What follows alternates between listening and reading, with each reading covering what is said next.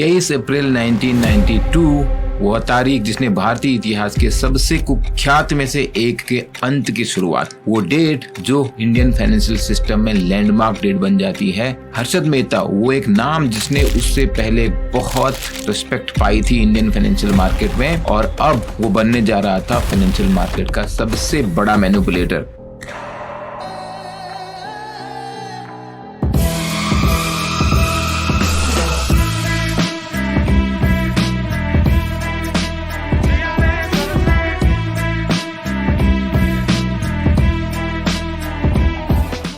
तो 2021 में ज्योति मेहता उनकी वाइफ लिखती हैं 30 दिसंबर 2001 को रात के 11 बजे जब उनको ये बताया गया कि उनके हस्बैंड की डेथ हो गई है। वो थाने जेल में 54 दिन की कस्टडी के बाद हार्ट अटैक से खत्म हो गए। तो ज्योति मेहता और परिवार के ऊपर दुखों का पहाड़ टूट पड़ा था। Hello everyone, I am Chandra Prakash Joshi and we are here to make your job preparation 50% faster. इस वीडियो को बनाने का मेरा जो पर्पस है वो केवल हर्षद मेहता की स्टोरी बताना नहीं है, वो तो शायद अपने बहुत सारी टीवी सीरीज में सुन ली हो, वो आपने और भी बहुत जगह पढ़ी होगी, लेकिन हमारा यहाँ पर्पज है उन इम्पोर्टेंट फाइनेंशियल कॉन्सेप्ट को क्लियर करना जो आपको फाइनेंस के अंडरस्टैंडिंग बताएंगे, जो आपको शेयर मार्केट के बारे में समझाएंगे, कैपिटल मार्केट और मनी मार्केट किस तरीके से लिंक है, कैसे ये स्कैम हुआ था, इसके बाद क्या प्रोसेसेस लाई गई।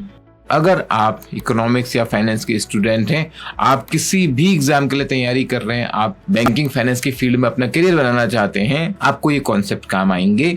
हम स्टोरी के माध्यम से समझेंगे। We will know more about the working of SEBI. Harshad Mehta के कार्यों की गंभीरता को समझने के लिए ये बहुत जरूरी है कि पहले हम ये बेसिक चीज समझें। सबसे इंपॉर्टेंट बेसिक चीज आपको जाननी है यहाँ पे bank receipt, BR and government securities. Harshad Mehta का ये जो पूरा स्कैम था ये बैंक रिसिप्ट के अराउंड बुना गया था।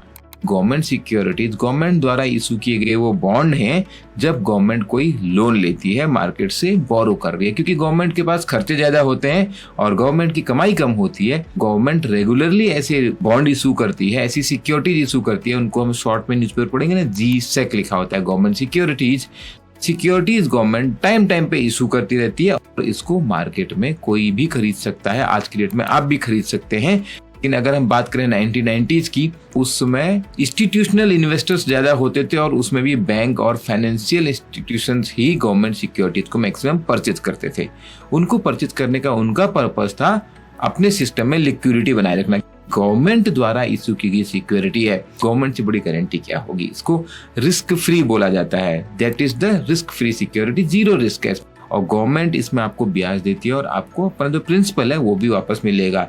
एडवांटेज क्या होता है किसी भी फाइनेंशियल इंस्टीट्यूशन के लिए, यहाँ पे लिक्विडिटी मेंटेन हो जाती है, यानी कि अगर आपके पास गवर्नमेंट सिक्योरिटी में आपने इन्वेस्ट किया है, किसी भी समय आपको पैसे की जरूरत पड़ी, आप ऐसे सोचिए जैसे आपने बैंक में FD किया है, उसके अगेंस्ट आपको एक रिसिप्ट मिल गई, लेकिन आप बैंक रिसिप्ट को बेचने तो नहीं जा पाएंगे, आप बैंक पे जाके तुड़वा लेंगे, आपको अपना पैसा वापस मिल जाएगा। बट गवर्नमेंट सिक्योरिटीज में फायदा ये होता है आप तुरंत किसी भी दूसरे इंस्टीट्यूशन को या दूसरे व्यक्ति को उसको बेच सकते हैं।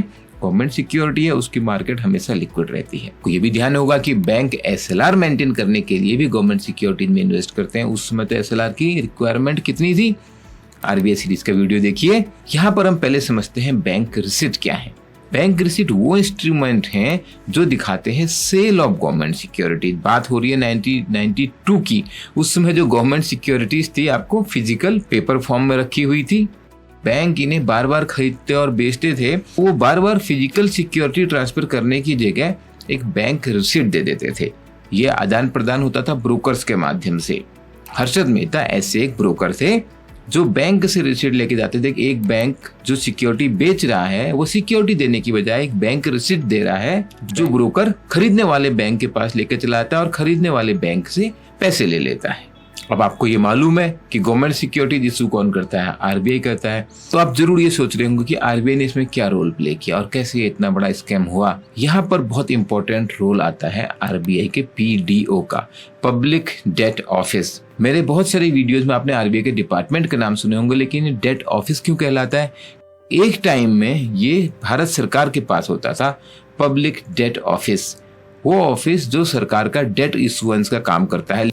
RBI बनने के टाइम पे यानी कि 1935 में, आज 90 ईयर्स हो गए हैं, इस फंक्शन को RBI में लाया गया, तो उस समय पब्लिक डेट ऑफिस को भी RBI में लाया। और ये यहाँ पे बहुत इंपॉर्टेंट रोल प्ले करता है क्योंकि ये गवर्नमेंट के सिक्योरिटीज को इशू करने का काम मैनेज करता है। 90s की बात करें तो उस समय पीडीओ ही मेंटेन करता था ट्रांजैक्शन का रिकॉर्ड भी। सपोज आज एक गवर्नमेंट सिक्योरिटी जब इशू हुई वो स्टेट बैंक ऑफ इंडिया ने खरीदी और बाद में स्टेट बैंक ने वो बेच दी है यूनियन बैंक ऑफ इंडिया को, तो वो एंट्री आरबीआई की बुक में होनी चाहिए। वो कहाँ होगी? पीडीओ में, पब्लिक डेटा ऑफिस में। लेकिन यहाँ पर इस सिस्टम में कमजोरियां थी। मैनुअल रिकॉर्ड मेंटेन होते थे और सिक्योरिटीज बहुत ट्रांजैक्ट हो रही थी मार्केट में।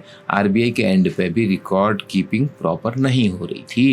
बैंक तो आपस में बैंक रिसीट से आदान प्रदान कर रहे हैं, उसका तो आरबीआई को पता ही नहीं चलता था। हर्षद मेहता ने इन्हीं कमजोरियों का फायदा उठाया। अब आप सोच रहे होंगे कैसे और क्यों? अगर हम कैसे को समझे, how it happened, exploitation of the PDO. Harshad Mehta का सारा स्कैम जो मैनिपुलेट किया इन्होंने बैंक रिसीट को, वो जो इंस्ट्रूमेंट जो रिकॉर्ड करता था sale of the government securities between the bank, इसमें हर्षद मेहता ने लूप होल देख लिए। यहाँ पर बैंक करते थे रेडी फॉरवर्ड डील, जो क्या है एक तरीके का शॉर्ट टर्म का लोन है अगेंस्ट द गवर्नमेंट सिक्योरिटीज। एक बैंक के पास गवर्नमेंट सिक्योरिटी है, उसको पैसे की जरूरत है, उसने एक बैंक रिसीट इशू की, दूसरे बैंक जिसको पैसा लेंड करना है उसको वो बैंक रिसीट पहुंचा दिया ब्रोकर ने और वो पैसा आ गया इस बैंक के पास। रेडी फॉरवर्ड कॉन्ट्रैक्ट होते थे। लेकिन यहाँ पे लूप होल क्या पकड़ा? हर्षद मेहता ने बड़े चालाकी पूर्वक ये जान लिया कि यहाँ पर बीच में एक सेंट्रलाइज क्लियरिंग हाउस मिसिंग है। ये सिक्योरिटीज ट्रेड हो रही हैं, लेकिन इनका हिसाब कौन रख रहा है कि आज की डेट में कौन सी सिक्योरिटी किसके नाम पर है? इस लूप होल को हर्षद मेहता समझ गया, क्योंकि ये रिकॉर्ड कहीं सही से मेंटेन नहीं हो रहा है तो बैंक को पता ही कैसे चलेगा कि एक्चुअल में बैंक रिसीट के पीछे सिक्योरिटी है कि नहीं। हर्षद मेहता ने बैंक वालों को ये समझा दिया कि पैसा आप मेरे अकाउंट में दे दो। ये वहां पर एक बहुत बड़ा मास्टर स्ट्रोक मैं बोल सकता हूँ। इतना कॉन्फिडेंस था लोगों का हर्षद मेहता पर, वो इतना बड़ा ब्रोकर था कि बैंक वालों ने उसको माइंड नहीं किया। जो पेमेंट कर रहे थे चेक, वो हर्षद मेहता के नाम पे कर रहे थे। हर्षद मेहता एक बीच में बिचौलिए तो थे ही, लेकिन जो ट्रांजैक्शन है वो भी उनके अकाउंट के थ्रू पास हो रहा था। यहाँ तक तो ठीक है, कम से कम सिस्टम के लूप होल्स को यूज कर रहा था। बात तो तब बढ़ी जब उन्होंने शुरू कर दिए फेक, जी हाँ, नकली रेडी फॉरवर्ड डील। वो की उन्होंने काउंटरफीट यानी कि जाली बैंक रिसिप्ट जारी करके। ये फेक बैंक रिसीटों कैसे जारी कर रहे थे? वो जो गवर्नमेंट सिक्योरिटीज हैं, जो लोन लेने वाला बैंक है उसके अकाउंट में दी जा चुकी हैं, उसके अगेंस्ट अब हम बैंक रिसीट इशू कर रहे हैं और बैंक वालों के साथ फ्रॉडुलेंटली मिलकर किया गया ये काम। यहाँ पे कि जो बैंक वाले चेक इशू कर रहे थे, पैसा जा रहा था पहले हर्षद मेहता के अकाउंट में, उसके बाद जा रहा था बैंक में। हर्षद मेहता अपने पास 1 दिन के लिए 2 दिन के लिए पैसा रोक ले रहा था। बोल रहा था मैं अभी आपको बढ़िया बायर ला रहा हूँ मार्केट से, जो बायर बैंक है सिक्योरिटीज का, वो लेके आ रहा हूँ। तो 1 दिन 2 दिन अपने अकाउंट में पैसा रोक लिया, लेकिन वो अपने अकाउंट में रख नहीं रहा था पैसे को। इस 1-2 दिन की लिक्विडिटी को वो यूज कर रहा था शेयर मार्केट में इन्वेस्ट करने में। ये चेंज चल रही है। आज इस बैंक का 10 करोड़ रुका, कल उसका 10 करोड़ रुका, कल उसका 10 करोड़ रुका, तो रोज आपके अकाउंट में 10 करोड़ रुपया है। 10 ही करोड़ नहीं है, 100 करोड़ भी है, 500 करोड़ भी है, जिसको आप शेयर मार्केट में इन्वेस्ट कर रहे हो to manipulate the price of a stock. कैसे ये हो रहा था? यहाँ पर जो की स्ट्रेटजी थी वो थी सर्कुलर ट्रेडिंग। हर्षद मेहता अपने कुछ साथ के लोगों के साथ मिलके सर्कुलर ट्रेडिंग कर रहा था। सलमान ने अपने शेयर बेचे शाहरुख को, शाहरुख ने बेचे आमिर को, आमिर ने बेचे रणबीर को, रणबीर ने बेचे ऐश्वर्या को, ऐश्वर्या ने बेचे करीना को, करीना बेचे आलिया को, आलिया ने बेचे करण को और करण ने बेचे शाहरुख को। जरूरी नहीं है हर बार यही सीक्वेंस चलेगी, कई बार आलिया करीना को और करीना सलमान को भी बेच रही होगी। बट ये 10-15 लोग मिलके किसी भी शेयर में इतनी ट्रेडिंग कर रहे हैं कि ट्रेडिंग बढ़ने से सबको लग रहा है इस शेयर की बहुत डिमांड है और उस शेयर का प्राइस बढ़ता जा रहा है। याद आया कुछ? ये वही सिंपल सी स्ट्रेटजी है डिमांड एंड सप्लाई को मैनिपुलेट करने की, जिसको यूज करके लोग अभी भी जो यूट्यूब के फिनफ्लुएंसर्स हैं, जिसमें मैंने बताया आपको पंप एंड डंप स्कीम, अभी भी उसका यूज कर रहे हैं। पूरी पंप एंड डंप की स्टोरी को देखने के लिए आप जाइए आई बटन पे, वीडियो का लिंक दिया है। अब हम अपनी हर्षद मेहता की कहानी में आगे बढ़ते हैं। आपको अगर एक एग्जांपल दूं, 3 महीने में उन्होंने एसीसी का स्टॉक प्राइस 200 रुपए से 9,000 रुपए बढ़ा दिया। 4400% ग्रोथ इन 3 मंथ्स। और जब आम जनता अपने पैसे से ऐसे शेयर्स खरीदती थी तो हर्षद मेहता जैसे समझदार चालाक लोग अपने शेयर्स बेच देते थे और करोड़ों अरबों रुपए कमा रहे थे। ये ट्रेडिंग, ये बिजनेस इतना बड़ा था, जब स्कैम फटा है उसके बाद मालूम पड़ा हर्षद मेहता के transactions was about 1/3 of the transactions happening in Bombay stock exchange. कि उसी समय इंडियन इकोनॉमी ओपन अप हुई थी, लोग बोल रहे थे अरे इकोनॉमी ओपन अप होने का असर बहुत जल्दी दिखने लग गया, Indian stock market is doing so well. यहाँ पर कहानी में आया ट्विस्ट। एक जर्नलिस्ट आई, नाम आपने सुना होगा शायद, सुचेता दलाल। बाद में उनको पद्म अवार्ड से भी निवाजित किया गया। ये आप देखिए टाइम्स ऑफ इंडिया में उनकी story. When a journalist took the bull by his horns. उन्होंने डिटेल में इस स्कैम को स्टडी किया और पब्लिश किया, और इसकी वजह से ये बबल फटा। शेयर मार्केट गिरी 4000 पॉइंट से 2500 पॉइंट पे। पूरे मार्केट में करीब करीब 1 लाख करोड़ का लॉस हुआ था। शेयर मार्केट से भरोसा ही उठ गया। आम आदमी को तो लगने लगा शेयर मार्केट बिल्कुल फ्रॉड है। मैंने अपने घर में अपने पिताजी से बार बार सुनी है ये बात कि शेयर मार्केट फ्रॉड है। आई थिंक उस जनरेशन को तो वो भरोसा कभी वापस ही नहीं आया। और हर्षद मेहता कोई छोटा मोटा आदमी नहीं था। उस समय जब प्राइम मिनिस्टर थे नरसिम्हा राव, एक बहुत बड़ा केस और सामने आया था कि उन्होंने नरसिम्हा राव को 1 करोड़ रुपए की कैश रिश्वत दी। आप सोच रहे होंगे 1 करोड़ तो इतना छोटा सा अमाउंट एक प्राइम मिनिस्टर के लिए, बट 1992 में 1 करोड़ सिग्निफिकेंट अमाउंट था। खास बात ये थी कि वो कैश एक सूटकेस में लेके गए थे, ऐसा उन्होंने क्लेम किया था। बात इतनी बड़ी, खूब मीडिया में इस पर हंगामा मचा, और इस स्कैम के बाद इवन पी चिदम्बरम जो फाइनेंस मिनिस्टर हुआ करते थे, उन्होंने रिजाइन तक किया। मामले की गंभीरता को देखते हुए एक जेपीसी बैठाई गई, जॉइंट पार्लियामेंट्री कमेटी बैठाई गई। उसने डिटेल इन्वेस्टिगेशन किया। आरबीआई ने बीआर एक्ट के तहत बैंकों के अंदर इन्वेस्टिगेशन किया।